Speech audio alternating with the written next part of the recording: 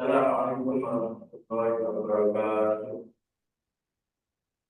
Innal hamdalillah nahmaduhu wa nasta'inuhu wa nastaghfiruh wa na'udzu billahi min shururi anfusina wa min sayyiati a'malina. Man yahdihillahu fala mudilla lahu wa man yudlil fala hadiya lahu. Asyhadu an la ilaha illallah wahdahu la syarika lahu wa asyhadu anna Muhammadan abduhu wa rasuluhu la nabiyya ba'dahu. Allahumma shalli wa sallim wa barik ala sayyidina Muhammadin wa ala alihi wa ashabihi ajma'in. Ma ba'du ya ibadallah, usini wa iyyakum bi taqwallah faqad faza al-muttaqun. Ittaqullah, ittaqullah, ittaqullah haqqa tuqatih wa la tamutunna illa wa antum muslimun. وقد قال الله تعالى في كتابه الكريم: أعوذ بالله من الشيطان الرجيم يرفع الله الذين آمنوا منكم والذين أوتوا العلم درجات. وقال أيضا: قل هل يستوي الذين يعلمون والذين لا يعلمون إنما يتذكرون أولو الألباب. وقال رسول الله صلى الله عليه وسلم: Man salaka tariqan yaltamisu fihi ilman sahalallahu lahu tariqan ila jannah. Masyaallah muslimin, berjumlah tahun rahmatullah, alhamdulillah. Nantiasa kita panjatkan puji dan puji syukur kepada Allah Subhanahu wa taala bahwasanya siang hari ini Allah masih melimpahkan begitu banyak nikmat yang luar biasa pada kita semuanya. Nikmat kaki kita bisa melangkah, nikmat mata kita masih bisa melihat, nikmat lidah kita bisa merasakan asinnya garam, dan nikmat lidah kita bisa merasakan manisnya gula dan madu. Itu semua adalah nikmat dari Allah Subhanahu wa taala. Betapa banyak orang-orang yang pada hari ini tidak bisa merasakan itu. Dan nikmat yang paling besar adalah nikmat iman dan Islam yang telah nampak, yang telah melekat pada diri kita. Oleh karena itu, tetap bersyukur kepada Allah Subhanahu wa taala atas nikmat yang diberikan kepada kita, yaitu nikmat iman dan Islam. Kenapa demikian? Suatu ketika Rasulullah, ketika Siti Aisyah bertanya, "Wahai Aisyah, doa apa yang sering dibaca Rasulullah sepanjang hidupnya?" Maka Aisyah menjawab, doanya adalah ditetapkan iman dan Islam. Allahumma tsabbit qalbi ala din. Ya Allah, tetapkan iman di dalam hati saya, di dalam Islam itu. Mudah-mudahan iman itu tidak akan kita lepaskan sampai kita hayat, sampai kita ketemu Allah Subhanahu wa taala. Melalui itu semua, saya ingin kembali sekali mengajak bagi kita beribadah dan takwa kita kepada Allah Subhanahu wa taala, yang menjalankan segala perintah Allah dan segala larangannya sesuai kapasitas kita masing-masing. Bertakwa kepada Allah dalam keadaan terang, bertakwa kepada Allah dalam keadaan kita gelap, dan kepada Allah kita sendiri, bertakwa kepada Allah dalam kondisi kita bersama dengan orang yang lain. Sirra wa alaniyah. Pada jawabatu, fa inna khairaz zadi taqwa. Bertakwalah kalian dan sebaik-baik yang takwa kepada Allah Subhanahu wa taala. Selanjutnya, salawat salam kita limpahkan kepada Nabi Muhammad sallallahu alaihi wasallam dengan ucapan Allahumma shalli ala Muhammad wa ala ali Muhammad. Mudah-mudahan salawat yang kita ucapkan, salawat yang kita lantunkan menghantarkan kepada Rasulullah dan kita diakui sebagai umat Rasulullah, sehingga kita menjadi orang yang muslim yang hak, yang pada hari kiamat kita diakui sebagai umatnya dan dapat syafaat kita. Amin ya rabbal alamin. Jemaah sekalian yang berbahagia dari Allah Subhanahu wa taala. Tema kita pada hari ini adalah tentang bab ilmu. Allah Subhanahu wa taala berfirman, "Yarfa'illahu alladziina aamanu minkum walladziina utul ilma darajat." Allah akan mengangkat orang-orang beriman di antara kamu dan orang-orang yang berilmu di antara kamu dengan beberapa cara. Di ayat yang lain, bagaimana saya sampaikan, Hal yastawi alladhina ya'lamuna wal ladzina la ya'lamun. Innama yatadhakkaruna ulul albab. Wahai Muhammad, katakanlah, apakah sama orang yang alim dengan orang yang bodoh? Apakah sama orang yang berilmu dengan orang yang tidak berilmu?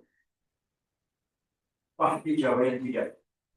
Maka orang yang berilmu akan jadi derajat yang akan jadi Allah Subhanahu wa Ta'ala. Oleh karena itu, saya melalui pendapat baik mengajak kita semuanya untuk rajin-rajin menuntut ilmu, untuk selalu ilmu. Kenapa? Coba sekalian, salah satu fadilah kenapa kita menuntut ilmu adalah dari hadis yang diriwayatkan Imam Muslim. Bahwa Rasulullah bersabda, "Man salaka tariqan ila tasmisu bihi ilman." Barang siapa menempuh satu jalan menuntut ilmu, maka Allah akan memudahkan baginya kepada orang tersebut untuk masuk surga. Ini fadilah yang paling pokok yang harus kita ketahui dan kita semangati, bahwa menuntut ilmu ternyata bisa mempermudah seseorang untuk masuk surga. Ini sangat luar biasa.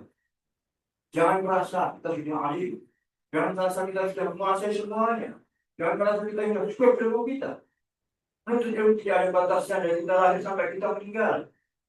Manfaatkan waktu sebaik-baik menuntut ilmu. Kalau ingin mendengarkan saja, tidak ada masalah. Tapi yang merasa menuntut ilmu itu tidak wajib. Ilmu itu tidak wajib. Jelas sekali ya. Ilmu yang kita miliki, apa ilmu yang diturunkan oleh Allah Subhanahu wa Ta'ala ke dunia itu ibaratnya adalah seperti jarum yang dimasukkan dalam lautan. Lalu ayat yang menempel di jarum itu adalah ilmu kita. Sangat sedikit. Ilmu Allah sangat luas, sangat tidak terbatas. Oleh karenanya, alhamdulillah bahwa di Masjid Al-Hidayah memberikan perusahaan kepada kita semuanya untuk menuntut ilmu tersebut. Bagi siapa saja yang ingin belajar tafsir, ada gurunya. Yang mau belajar tajwid, ada gurunya. Yang belajar fikih, ada gurunya. Mau belajar akidah, ada gurunya. Dan di Masjid Al-Hidayah disediakan tentang itu. Oleh karenanya, mari kita berlapang dada, kita siapkan waktu untuk menuntut ilmu, agar kita melihat dari Allah Subhanahu wa Ta'ala, dan kita akan dimudahkan Allah Subhanahu wa Ta'ala untuk masuk surga. Makanya berkaitan dengan menuntut ilmu tersebut, Imam Syafi'i rahimahullah pernah berpesan kepada kita semuanya, dan ini dinukil dalam kitab Talmud Ta'lim. Beliau mengatakan, "Syafi'i, lan tanalul ilma illa bisittah." Wahai saudara-saudaraku, kata Syafi'i, kamu tidak akan sampai mendapatkan ilmu kecuali melalui 6 tahapan, 6 syarat, kata beliau. Yang pertama adalah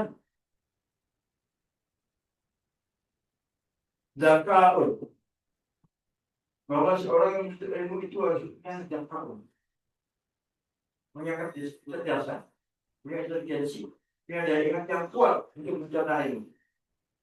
Yang kedua, profesor,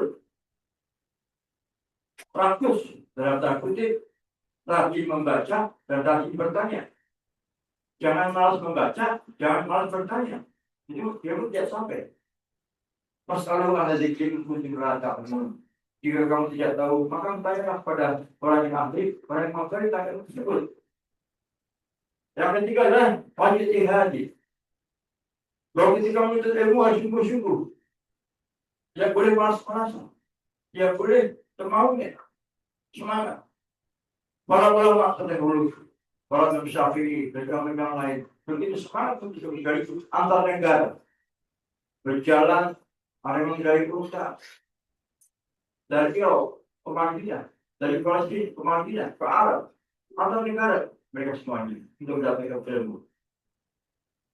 Alangkah sitaknya jika kita tidak sampai 1 kilo, tidak sampai 5 kilo, kita malah menuntut ilmu.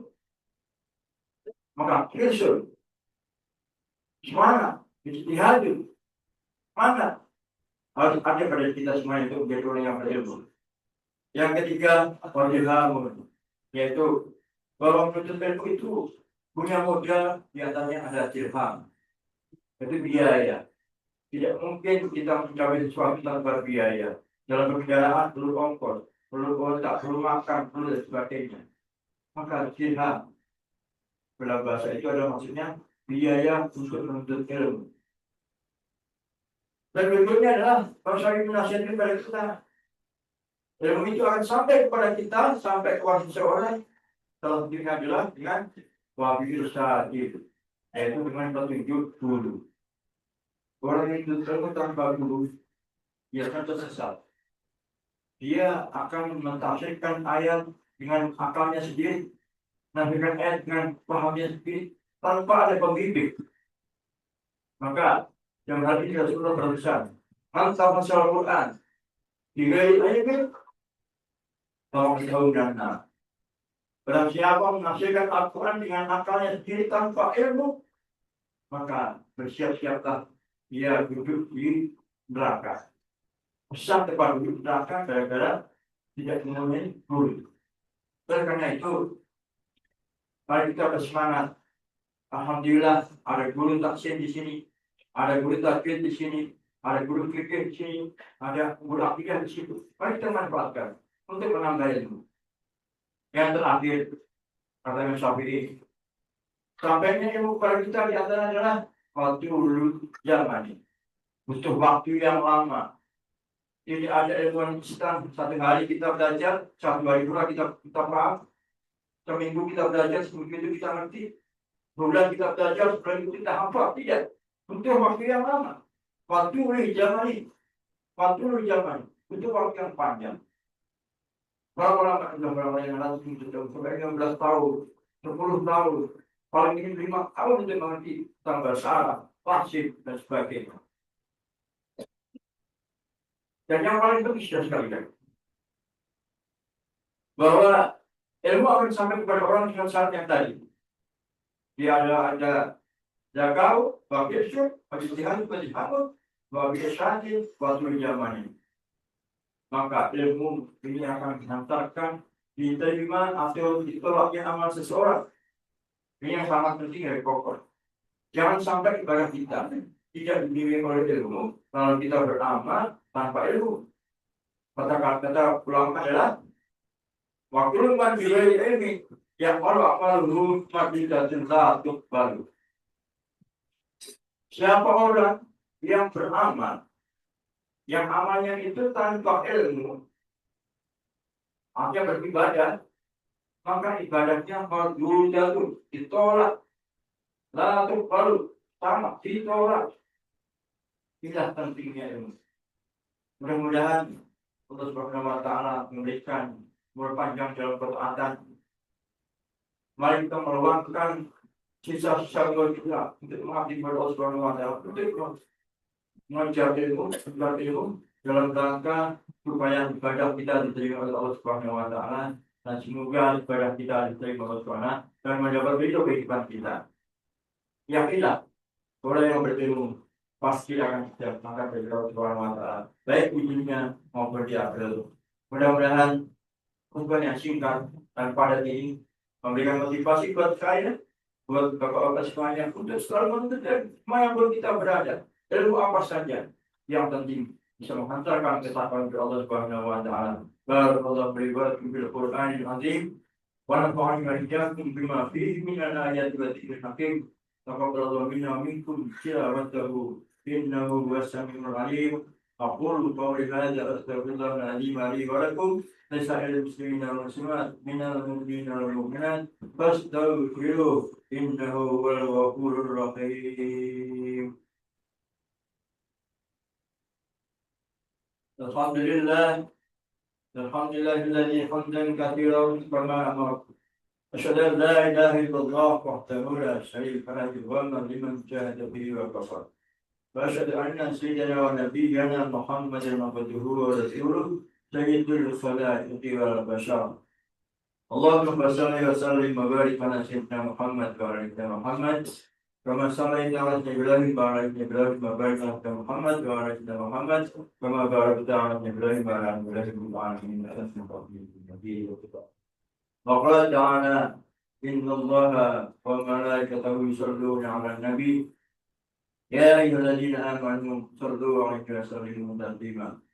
اللهم اغفر للمؤمنين والمؤمنات من المسلمين والمسلمات الأحياء منهم والأموات برحمتك يا أرحم الراحمين.